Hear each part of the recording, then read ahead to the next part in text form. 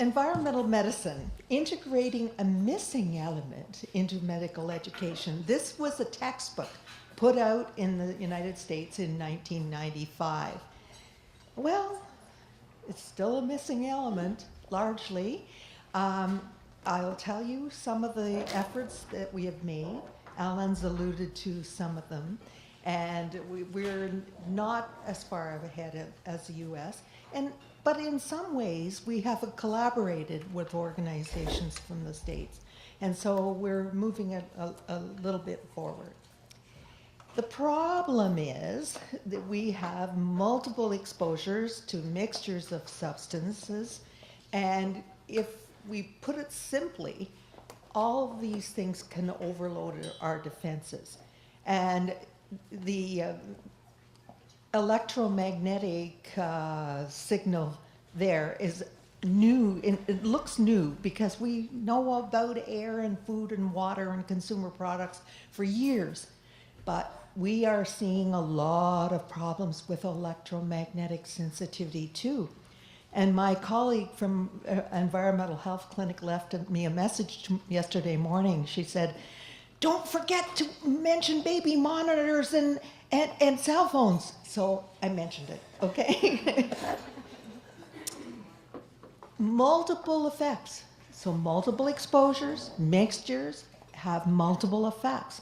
And the problem is they affect multiple body systems. So no matter what the age of the kid or the adult is, they have multiple systems, multiple symptoms in multiple systems. And Eric yesterday is talking about what other things will family physicians see. Well, when I was in family medicine practice, I called these my revolving door families. So the baby would come in with runny nose and ear infection. The mother would come in the next week with headache. The father would come in with rash. The baby brother with, or the toddler with ashes. So they were revolving different body systems, but they're constantly in. What's going on? Okay. And in doing occupational health, I realized the extreme where workers were exposed to very toxic stuff, and there were multiple effects. And so I thought maybe the workers are bringing things home, as it was mentioned yesterday, the work-home path, or they're being exposed to something that they don't know. And this is hard on the doctor too. And my son Brian did this drawing, Dr. Fred No Good. I like the stethoscope in the wastebasket. And he said I could use the drawing as long as I told people he was only 14 when he drew it.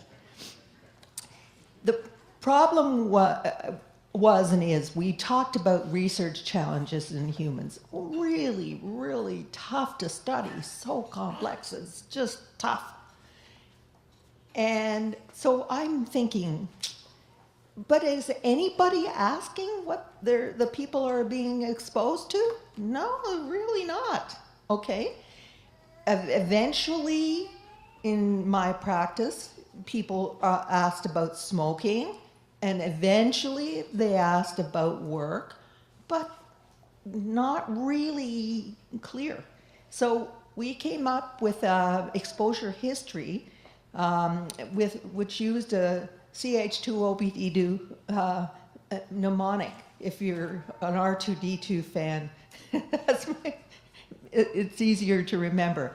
Community, home, but including daycare, hobbies, occupation and school, and personal diet and drugs. So we go through those in an 8-page questionnaire. I guess it was first put out in 2001, but I had used it in the practice before that. But it's had contributions from the Environmental Health Committee. So we published it on the Ontario College of Family Physicians website. A paper was put out about taking an exposure history and a case study. And then there followed 5 case studies, and they're in your list of references there. So that to give the doctors ideas about what to ask and why. So the advantages of that, they were published in the Canadian Medical Association Journal, which is kind of impressive. The doctors liked that. And the forms were downloadable for free from the Ontario College and Family Physicians. And if you took that full history, you could see additive and cumulative exposures. The problem was it was not, we didn't have the time frames worked out.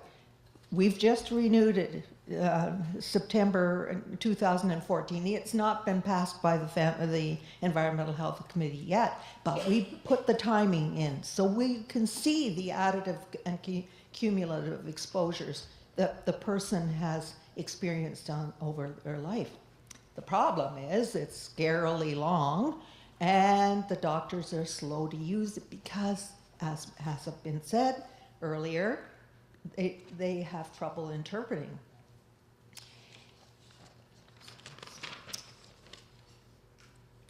So we said, okay, well, that's not really going to work that well.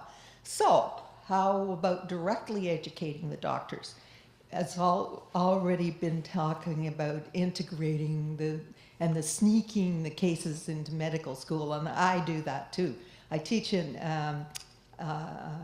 arthritic conditions in the Northern Ontario School of Medicine, and I snuck in a case of fibromyalgia there.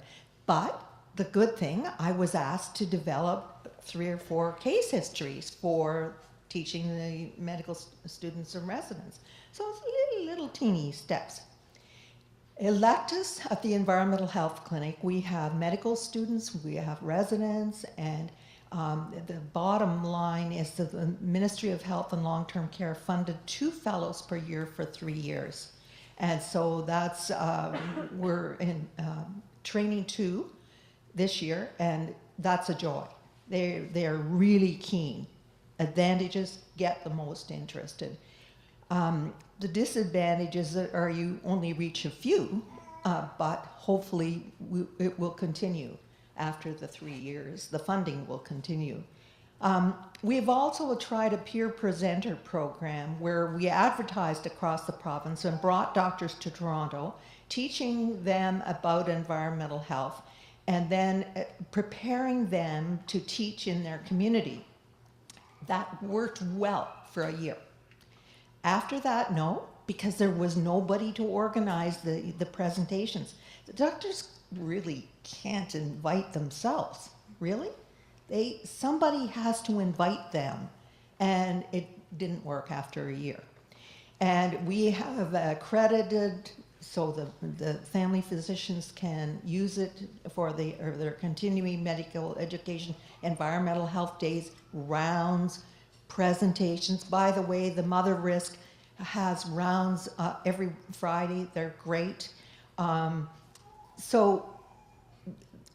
Recently we developed presentations across the lifespan. So prenatal and infancy, and then adolescence, and then early adulthood and late adulthood.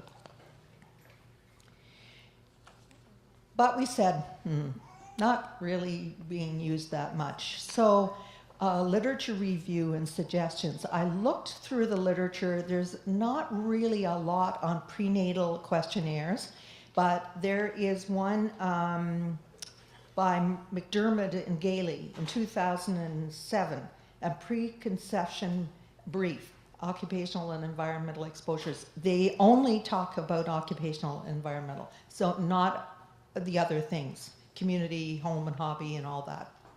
So we reviewed the literature for birth to age 5, when the Rourke baby record is used in very much in Ontario, but it's used in other provinces too. And the Greek health record goes on from there, ages 6 to 17. The advantages is that both those records are recommended by the College of Family Physicians of Canada and the Canadian Pediatric Society, so they have credibility. They're freely downloadable from the web, and the doctors can use them at any visit, and they're encouraged to do so. And funding has been improved in that the 18-month child visit has funded more, so the doctors can spend a lot more time to review the exposure history. The disadvantages, the evidence somewhat is uneven, as the research is really problematic. The process is slow. They have to pass it through the Rourke's, and the Greek have to pass all the questions. We did, these are work that we submitted to the Rourke's and the Greek, Anita Greek, and on the evidence available and the grading of the evidence available. It's coming every time. It's coming a little bit, but slow. This is, I think, our biggest success, and it involves KIPCHI.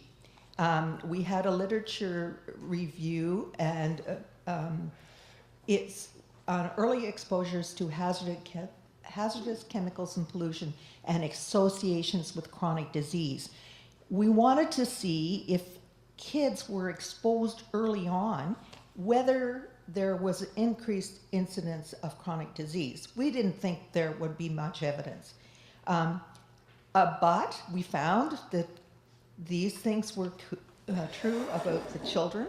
They had different and higher exposures. The more poor they were, they had higher exposures. Dynamic developing physiology was windows of opportunities we've been talked about before. And longer life expectancy, so things that have a long latency period will show up in them if they're exposed early, more likely. So the literature review showed a really important thing, and there were common and overlapping risk factors for the list of the diseases we're most concerned about in adulthood, right? And so we said, and we only looked at that. We have looked vaguely at neurodevelopmental, but it's more, the study was more the diseases we're worried about in old age. And guess what? The same bad actors were present. These bad actors were present more in the infants and children who develop these chronic conditions. So that led us, KIPCHI, to outreach. And we, as Erica said yesterday, develop the top 5 tips, translated into simple languages, multiple languages, brochures, and cards for disseminating, and a video. And slowly but steadily, it's uptake by physicians and public health, but there's still a way to go, as she said. What others are doing, the College of Family Physicians of Canada is now undertaking a survey of family medicine residents to see what knowledge they think they should have or what they're missing. And I think that will help stir the pot. As Alan said, we've tried to get questions on the exams. Not quite yet. And a specialist hematologist tried to get them on the specialty exams. Not yet. And the ATSDR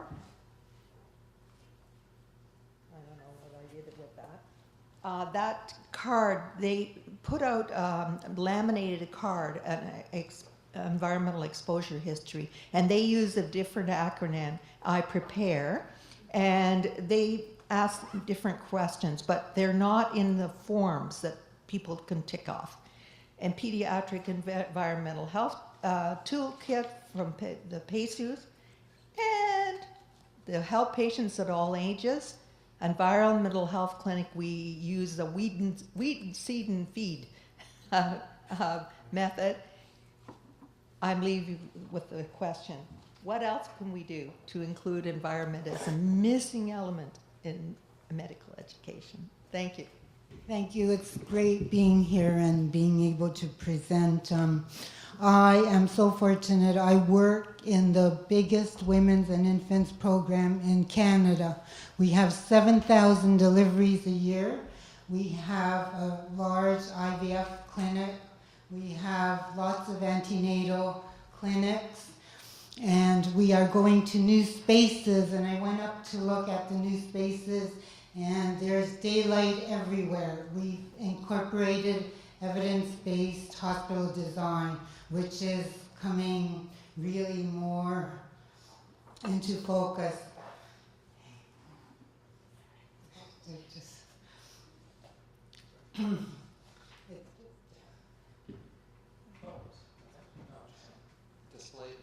Oh.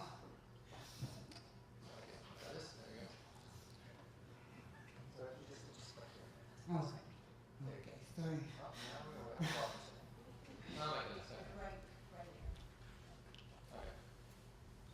Okay.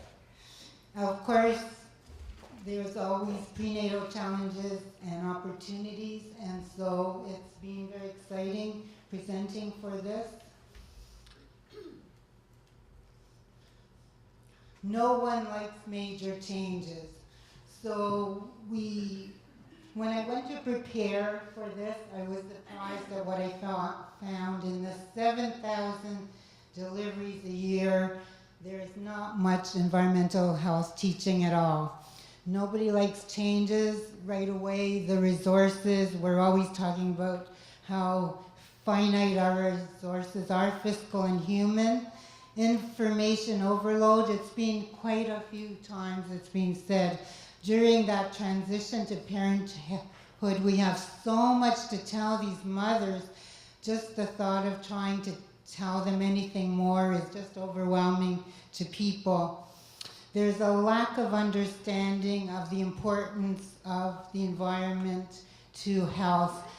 And so as I was talking to people and getting information that environmental health is really not taught anywhere in the program, I started to ask my colleagues, how do I go about even taking in the first step? So of course, I decided I would do my presentation on lead and breastfeeding because everybody knew what I was talking about when I talked about lead.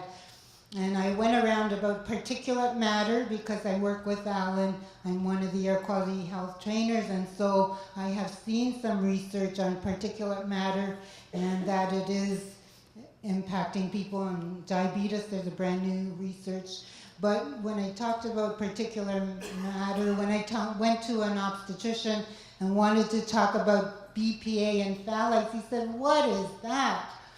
So I wanted to approach people I worked with something they know about, and everybody's heard about lead.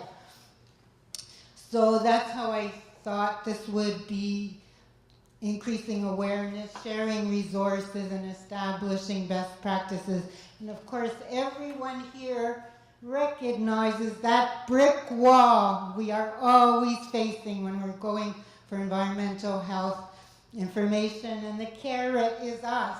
We are the carrot, and this forum is a carrot that we are supportive of each other.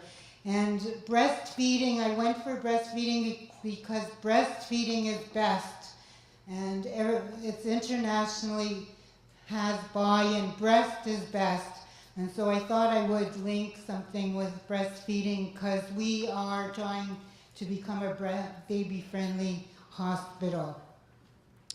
So opportunities this is us knocking on doors all the time, trying to get information about environmental health. So we are linking breastfeeding and lead, and I didn't know there would be so many experts on lead when I did this. I'm not the same expert as some of you. So we are the community of practitioners, us and RNAO, our Registered Nursing Association of Ontario that I represent, with 40,000 nurses. Canadian Nursing Association that I liaison also. I think there's 144,000 nurses in Canada. And we want to share the knowledge to design together, and this is what it's all about, awareness training and an action plan. And create some kind of evidence-based best practices, because that's what it's all about. So I went to the literature and I thought, how would I start with breastfeeding and lead? And I thought we should start with identifying women that are at higher risk. And the literature I read said that they don't advocate that every woman is tested for lead in a blood test, that it's the high, to really specifically identify people that you should target. So the recent immigrants where lead contamination is high in their country, living near a source of lead, a battery recycling plant, working or living with someone who works with lead. And there's a lot of talk over the last couple of days about occupations. There's over 75 occupations that use lead in the work. Jewelers, ceramics, glass makers. There's lead in our cosmetics. And there's lead in lipstick. Somebody wrote that I read. Using imported cosmetics also increases the lead we have. Having a history of elevated body burden of lead in the past. Living with someone with that elevated lead burden. Using food products that contain lead, like coal, surma, spices. Home remedies from East India, Mid-East, West India, the Hispanic cultures. Using glass, lead glazed ceramic pottery. I'm sure a lot of people don't even know that there's a lot of pottery for cooking, storing, or serving food that they have. And to start contacting my colleagues and saying, let's have best practices for avoiding lead exposure during breastfeeding. Of course, there's so much literature that we are being handed out. We could also give those resources. So I have been called in myself. There was a patient who was renovating her home, and they said, what advice do you give her? And I said, stay away from the renovations. And of course, for lead, that's one of the things you tell them. Stay away from homes built before 1970. When you start disturbing the dust and you start renovating, well, it's not just lead, it could be all kinds of other things in the dust. So keep women who are pregnant away from the repairs and the remodeling. If family members are exposed in their jobs, their hobbies, have them shower after working before they go into their house, and family members. Wash clothes separately from household laundry. Avoid eating non-food such as soil, clay, using some herbal medicines and cosmetics. And there's dietary things we can do. Get enough calcium in the diet, so that I haven't heard yet, because if you have lead in your bones, which we all have lead in our bones, if you don't get enough calcium during your pregnancy, you will have that lead leak out. So calcium, and also they get enough iron so that you don't have the lead leaking out of the bones. And the calcium supplements decrease the lead levels that you're going to have in the breast milk when you're going to breastfeed the babies. Avoid old paints, dust, containers that contain hand-painted china, imported ceramics, pottery, leaded crystal. And in Toronto, I really thought that we didn't have any old lead pipes left, because I thought everything's up to standard, moderated, and I found there's a lot of areas in Toronto still that has lead pipes, and lead pipes contaminate the water. And so we can say, to advocate for breastfeeding, which is breast is best, also formula does increase the lead in the formula, because the lead from lead pipes contaminates the water. Avoid cracked or poorly fired pottery. Avoid imported cans, which has been said a lot of times. Lead, a lot of tins have lead, and I'm sure a lot of people don't know that. And avoid many traditional medicines, non-Western medicines, cosmetics containing lead. And here is a couple of references I used for this. Thank you very much, Eric, and thank you to the former panelists. Eric asked if we would try using the Ignite template. So this is my first experiment using the Ignite template. I think it'll be a bit of fun. Bear with me. So one of the great advantages of us as humans is that we are endlessly adaptive, and this shows a car that might have been parked in our driveway. We played in the asbestos box at the back of our classroom, and we took this all as normal. We're adaptive as human beings. We took it as normal that if you got rear-ended, the gas tank would ignite. This is the Ignite template. And it took Ralph Nader to say that this is actually not normal and it doesn't need to be this way, that there are things that we can do about this. Well, that turns out to be part of the problem that we're having here. This is a ubiquitous problem. It's invisible. We can't pronounce the names. We don't know how to assess the science. We don't see any relationship between cause and effect. It's complex and it's incremental over a long period of time, and we don't appreciate time well. If you think of these houses, they have great benefits. The view is awesome, and we get great benefits from the chemicals that we have in our homes and in our environment. We don't really want to give them up any more than these people want to move, but no one would buy that house.